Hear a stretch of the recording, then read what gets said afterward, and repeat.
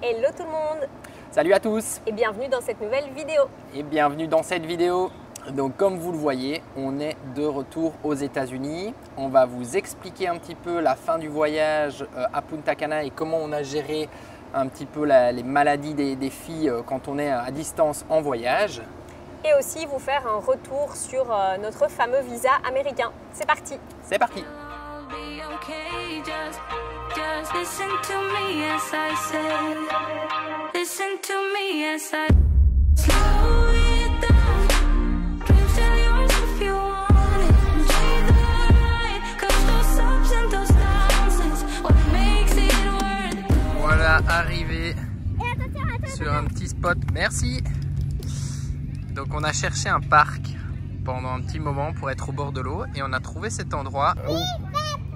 Ouais, donc on a trouvé ce parc qui est le Matheson Hammock Park et donc on peut s'y poser tranquillement. Alors je pense qu'il va fermer au coucher du soleil, donc ça nous laisse encore une petite heure. Bon, en tout cas c'est calme, ça permet aussi aux filles de jouer. On est sur la plage, il y a la mer juste à côté, il y a un petit resto-bar, plusieurs personnes qui pique-niquent, il y a un petit port. Et pour en fait la journée, le parking c'était 10 $. Donc, enfin en tout cas nous on a payé 10 $ et puis là c'est bon pour jusqu'au bout, jusqu'à demain quoi. Donc voilà, on est plutôt pas trop mal et puis on va profiter un petit peu ici et après par contre on peut pas dormir ici, donc on devra retrouver un endroit en ville pour aller dormir. Mais c'était vraiment très chargé en ville comme on est samedi après-midi et donc on va voir, on espère pouvoir trouver un endroit pour dormir. Et donc voilà, maintenant on va parler un petit peu des assurances voyage, en tout cas de notre assurance voyage, de notre expérience. Comment ça se passe quand on est en voyage pour gérer un petit peu les maladies? Oui, donc on en profite pour vous parler donc, du partenaire de notre vidéo donc, qui est Chapka Assurance. Donc Chapka, c'est l'assurance que nous avons choisie pour ce tour du monde. Nous avions déjà choisi Chapka lors de notre premier voyage en 2019 et on a toujours été très contents. Donc là, si vous avez suivi dans la vidéo précédente, les petites ont eu voilà, quelques petits bobos, maladies, soucis de santé, ouais. Voilà, des petits soucis de santé. Et en fait, là, pour la première fois, on a testé les téléconsultations médicales. On n'avait jamais testé, c'est vrai qu'on a la chance, je touche du bois, de ne pas souvent être malade. Et donc, voilà, j'avais jamais testé la téléconsultation. En 2019, ça n'existait pas encore, donc c'est assez récent. Et en fait, c'est juste top, quoi. Franchement, c'est hyper simple, hyper efficace. Donc en fait, on a juste dû télécharger une application spécifique, donc qui est l'application Doctor Please. Et via l'application, on peut réserver un rendez-vous en ligne. C'est 24 heures sur 24. Vous pouvez donc choisir donc, pour la téléconsultation la langue en fait, de la consultation médicale. Donc évidemment, nous, on a choisi le français. Il vous faut environ 3 heures pour avoir un rendez-vous entre le moment où vous le demandez et le moment du rendez-vous. Donc franchement, je trouve que c'est vraiment très rapide. Et donc, j'ai eu un premier médecin donc, pour la consultation de Violette qui était vraiment top, qui a tout de suite mis le doigt sur ce qu'il y avait. Donc en fait, elle avait une tache marron ici sur le haut de la lèvre. Il a tout de suite compris, il nous a tout de suite parlé du fait qu'il y ait voilà, la possibilité qu'elle ait été brûlée à cause d'un citron vert. Et là, directement, je me suis dit, mais en fait, elle en mange à longueur de journée, donc c'est sûr que c'est ça. Donc voilà, c'était vraiment rapide, efficace. Le médecin était hyper à l'écoute. Il nous a vraiment tout expliqué, il a pris son temps. Franchement, c'était top. Et pour Charlie, au final, on avait eu une consultation qui avait été faite par un docteur localement, mais on voulait quand même avoir un deuxième avis avec un médecin français parce que c'est vrai qu'on n'était pas tout à fait en ligne avec ce que la doctoresse nous avait dit à Punta Cana. Et donc ça s'est fait aussi assez ouais, rapidement. Et le franchement, lendemain, en fait. voilà. Et on a eu une réponse plutôt claire et un petit peu ce qu'on pensait aussi. Donc voilà, juste pour vous dire, au niveau de la santé des filles, maintenant, elles vont toutes les deux très bien. C'est passé après en quelques jours, 2 ou 3 jours, c'était passé. Et donc, voilà, maintenant on peut continuer à profiter. C'est vrai qu'on ne se rend pas forcément compte quand on part en vacances, mais au final, quand on est confronté à des situations comme ça, qui ne nécessitent pas un transfert à l'hôpital, voilà, quelque chose qui n'est pas dans l'urgence, et je trouve que c'est tellement appréciable de pouvoir avoir une consultation avec un médecin qui parle notre langue, quoi. Franchement, j'ai trouvé ça vraiment super. Tout est très très bien fait avec l'application, c'est vraiment très rapide, très facile. Donc pour nous, étant donné que c'est un voyage au long cours de plus de 3 mois, nous avons l'assurance Cap Aventure, donc qui couvre les grands voyages, mais vous avez aussi l'assurance Cap Assistance 24 heures sur 24. Sur celle-ci d'ailleurs, nous avons un code promo, on vous met tous les liens et toutes les informations en description si ça vous intéresse. Et donc ça, c'est pour les voyages de moins de 3 mois. N'oubliez pas aussi, si vous voyagez sur le continent nord-américain, par exemple au Canada et aux États-Unis, il y a d'autres pays qui sont concernés, mais il y a vraiment des pays où les soins de santé sont très très chers, notamment Canada et États-Unis. Il faut activer une certaine option, typiquement pour le Canada et les États-Unis. Ce qui est bien aussi, c'est que si vous voyagez sur une longue période, par exemple vous partez pour un tour du monde, mais vous êtes au Canada ou aux États-Unis uniquement pour 1 mois, vous pouvez activer cette option juste pour 1 mois. Donc voilà, et forcément le coût de l'assurance pendant ce mois-là sera un peu plus élevé.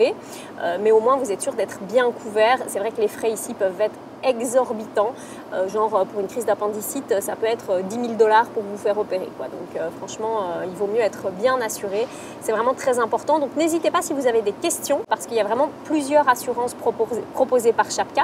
Si vous êtes expatrié, si vous êtes étudiant et que vous voulez faire un stage à l'étranger, si vous voyagez pour moins de 3 mois, pour plus de 3 mois, on vous met déjà tous les liens en description, mais franchement n'hésitez pas à poser vos questions en commentaire. Juste un petit exemple avec la Suisse, nous on avait une assurance. Et quand on part aux États-Unis, eh bien, en cas d'hospitalisation ou de gros problèmes, eh bien, la Suisse couvre 2 fois les frais de la même intervention en Suisse. Ce qui peut, dans certains cas, ne pas être suffisant aux États-Unis ou au Canada parce que les soins sont très très chers. Et donc, dans ces cas-là, forcément, l'assurance, comme l'assurance Chapka, elle va prendre en charge la totalité des frais avec une franchise qui sera relativement faible. Elle ne couvre pas que les petites maladies ou les petites urgences médicales, elle couvre aussi d'autres choses. Ça, vous aurez toutes les informations dans le lien Chapka.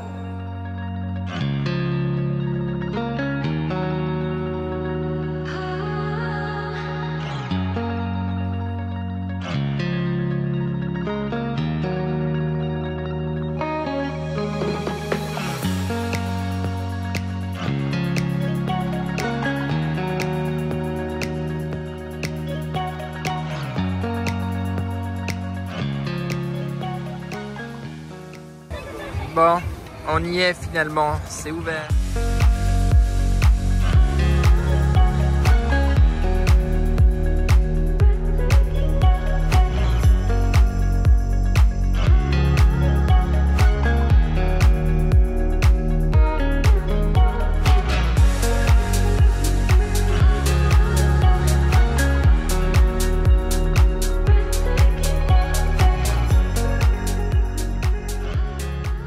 Donc maintenant, deuxième point important, notre visa américain.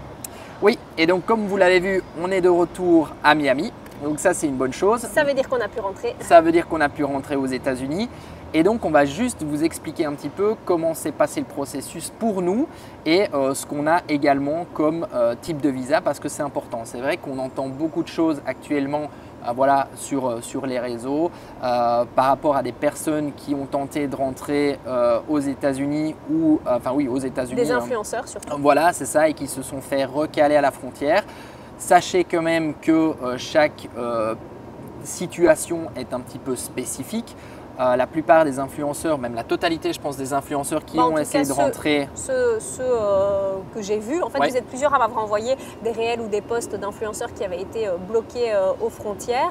En tout cas, tous ceux-là, tous ceux que moi j'avais vus, c'était toutes des personnes qui voyageaient uniquement avec un ESTA. Donc en fait, l'ESTA, c'est ce qui vous permet de rester 90 jours aux États-Unis. C'est un peu la base, en fait, quand vous rentrez aux États-Unis, vous êtes obligé de faire une demande d'ESTA sur Internet. C'est très rapide, ça ne coûte pas très cher, je crois que c'est 15 $ par personne. Et ça vous permet d'avoir le droit d'entrer sur le sol américain et ça vous donne 90 jours. Oui, c'est ça, c'est la base du visa touriste en fait pour venir aux États-Unis. Nous, on a fait une démarche un petit peu différente, c'est-à-dire que nous, avant de partir, comme on savait qu'on voulait rester pendant un temps quand même plus long aux États-Unis, eh bien, ce qu'on a fait, c'est qu'on a fait une demande de visa. La demande de visa, elle se fait via l'ambassade américaine de votre pays. Donc, c'est-à-dire que nous, on était en Suisse à ce moment-là. On a rempli le dossier complet pour la demande de visa B2. Et cette demande-là, elle nécessite, le dossier il est quand même assez conséquent. Il faut vraiment présenter la situation de la famille complète, qu'ils aient une vue globale sur ce que vous faites, sur comment vous vivez, où vous vivez, ce que vous avez prévu de faire et ainsi de suite. Donc on est total. Votre statut financier voilà, aussi. C'est ça. Nous, on a vraiment rentré toutes les informations, c'est-à-dire que dans notre dossier pour le visa B2, ils ont connaissance de nos réseaux sociaux. On a dû rentrer justement tous les réseaux sociaux, le travail, enfin voilà, le dossier est vraiment complet. C'est forcément aussi un visa qui coûte plus cher que l'ESTA. Oui, alors c'est vrai que par personne, je pense qu'on était à 160 $. Ouais, ça faisait environ 800 $, 800 € pour la famille. Et c'est vrai qu'une fois que, donc après, vous avez une invitation à passer une interview à l'ambassade et à l'ambassade, ils valident ou pas la délivrance du visa. Et donc, ce visa nous permet maintenant de pouvoir venir aux États-Unis 6 mois par année civile pendant 10 ans. Après, il faut savoir que de toute façon, au-delà de 180 jours sur le territoire américain, eh bien, vous devenez résident fiscal. Donc, de toute façon, vous devriez payer des impôts aux États-Unis. Ce qu'on ne veut pas clairement dans notre situation. Alors, mais surtout aussi que la différence que nous, on a avec peut-être d'autres voyageurs ou d'autres influenceurs qui ont essayé de passer, c'est qu'en fait, nous, on savait vraiment qu'on avait une période finalement très courte, c'est-à-dire qu'on voyageait 1 an sur le continent nord-américain. Et puis nous, on a déjà nos billets retour pour l'Europe. Donc on sait que le 19 juin, on a nos vols retour, ils partent d'Halifax. Et ça, je pense que ça rassure aussi vachement les douaniers parce que ils savent qu'à un moment donné, on repart. En fait, on avait vraiment une date d'arrivée, une date de retour. Pour nous, c'était vraiment un voyage d'1 année ici sur le continent nord-américain. Pour vous faire un petit topo donc finalement de la situation et de ce qu'on avait. Donc nous, on est arrivé au Canada mi-juillet. On est rentré aux États-Unis par l'Alaska, donc c'est ça qui a déclenché le début finalement de notre visa américain. C'était fin août. C'était fin août, et donc lui est parti pour une durée de 6 mois. Après, même si on fait des allers-retours entre les États-Unis et le Canada, par exemple entre l'Alaska et l'État de Washington aux États-Unis, eh bien nous avons retraversé une partie du Canada. Eh bien là, le visa américain continue de se décompter. Donc en fait, vous avez 6 mois à partir de votre entrée aux États-Unis. C'est ça, il n'y a pas de mise sur pause même quand vous quittez les États-Unis. C'est-à-dire qu'on aurait même pu faire seulement 1 mois aux États-Unis. Nos 6 mois s'écoulaient quand même. Donc on aurait quand même dû attendre la fin de ce visa pour en redemander un autre, même si au final, en présentiel, on n'avait passé qu'1 mois par exemple sur le territoire américain. Bon, ce qui n'était pas notre cas, mais on n'avait pas fait 6 mois non plus complets, étant donné que, comme Cédric le disait, on était repassé un moment au Canada et aussi en janvier, on a passé une dizaine de jours au Canada. Mais tout ce temps-là ne se décompte pas. Le visa ne se met pas sur pause. Oui. Et donc, quand on est revenu du Canada, donc la date de fin de notre visa, c'était le 26 février 2024. Et lorsque on est revenu du Canada au mois de janvier, nous avions demandé aux douaniers pour voir si on pouvait étendre ce visa pour 2024, du fait qu'on a droit à 6 mois en 2024 sur le sol américain. Ils nous avaient dit que non, à ce moment-là, on devait attendre la fin du visa, sortir des États-Unis et ensuite re-rentrer pour refaire une demande de nouveau entre guillemets visa aux États-Unis. Et on est rentré le 1er mars via l'aéroport de Fort Lauderdale et on va vous expliquer un petit peu comment ça s'est passé.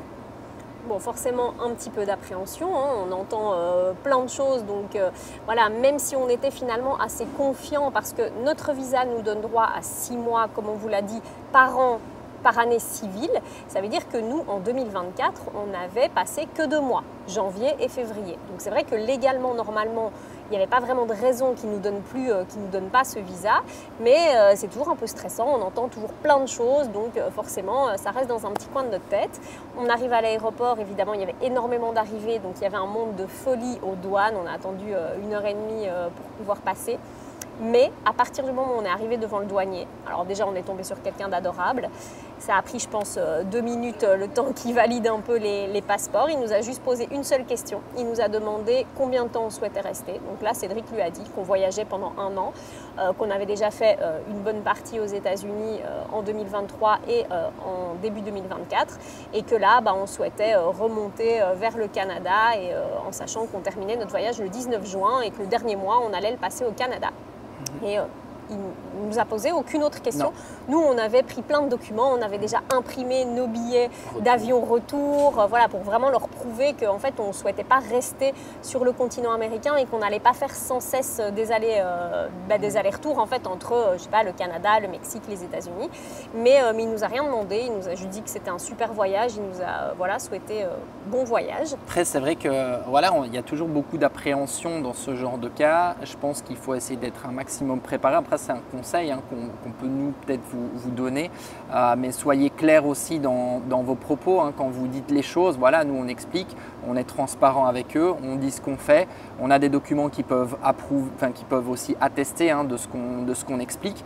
Je pense que forcément ça rassure. Automatiquement, eux, ce qu'ils ne veulent pas, c'est qu'il y ait des personnes qui viennent et puis qui viennent en tant que on va dire non-immigrants, donc en tant que touristes, et puis qui s'y installent ou qui travaillent sans avoir forcément le visa qui est approprié à cela. Mais donc voilà, ça a été plutôt facile pour nous. Voilà, il y a aussi une petite nouveauté maintenant dans les visas. Ce qu'on a remarqué dernièrement, c'est que avant, lorsqu'on arrivait, ils tamponnaient en fait les visas. Aujourd'hui, la majeure partie, en tout cas, des pays ici fonctionnent avec des systèmes électroniques forcément. Et donc, en gros, ils vous scannent le visa. Ils ont toute l'information de ce que vous avez fait, vos entrées et sorties du pays. Mais par contre, ils ne le tamponnent plus. Et si vous voulez, ça c'est juste quelque chose que je vous donne en fait, parce que nous on ne le savait pas, mais si vous voulez connaître la durée en fait de votre visa une fois que vous êtes rentré sur le sol américain, eh bien vous pouvez aller voir sur le site du gouvernement. Et c'est un document, c'est un formulaire qui s'appelle le I-94. Et en fait, en rentrant votre numéro de passeport et votre nom, vous allez avoir finalement votre durée autorisée aux États-Unis. Et donc ça, c'est toujours intéressant. Comme ça, vous savez quand est-ce que vous devez quitter au maximum le pays. Et donc pour cette info, on remercie les copains, les Nesta, parce que c'est eux qui nous ont dit ça. J'ai tout de suite fait un petit message à Alison en disant c'est bon, on est passé, mais en fait, on ne sait pas jusqu'à quand on n'a pas de tampon et tout. Et donc voilà, c'est eux qui nous ont donné cette petite astuce. Donc on les remercie et voilà, on leur souhaite aussi plein de bonheur et bon vent à eux avec leur nouveau véhicule à 6 là, ça va être super. On fait des bisous les copains. Ouais, gros bisous les copains. Ouais, c'est vrai que finalement nous on a reçu nos documents, il y avait beaucoup d'excitation, donc on s'est pas trop tracassé en fait. Enfin, je veux dire, ce qu'on voulait c'était rentrer aux États-Unis, donc on est vite passé. Mais après voilà, on voulait quand même juste s'assurer de la validité. Et c'est bon, on est très large en termes de délai, donc voilà, ça c'est une bonne chose. Donc tout ça pour vous dire que nous par rapport à la suite du voyage, on va pouvoir continuer comme on l'avait finalement planifié, donc c'est-à-dire encore 2 mois et demi maintenant sur le continent, enfin aux États-Unis, avant de rentrer au Canada. On terminera par 1 mois au Canada. Ouais, c'est ça, 1 mois au Canada avant de repartir en Europe. J'espère qu'on vous a donné quand même des informations qui peuvent être pertinentes pour vous dans le cadre de vos futurs voyages. Après, encore une fois, chaque chose, vraiment chaque situation est très spécifique. Donc voilà, notre situation ne sera peut-être pas la vôtre, mais en tout cas, c'est cool aussi d'avoir des retours d'expérience qui peuvent être positifs et pas non plus toujours voir seulement les retours d'expérience négatives. Il y en a, mais il y a aussi des expériences positives. Donc voilà. Ouais, donc on est content de vous partager cette bonne nouvelle. Bon, on vous fait de gros bisous. Allez, ciao ciao. I see a sky with a rainy cloud, but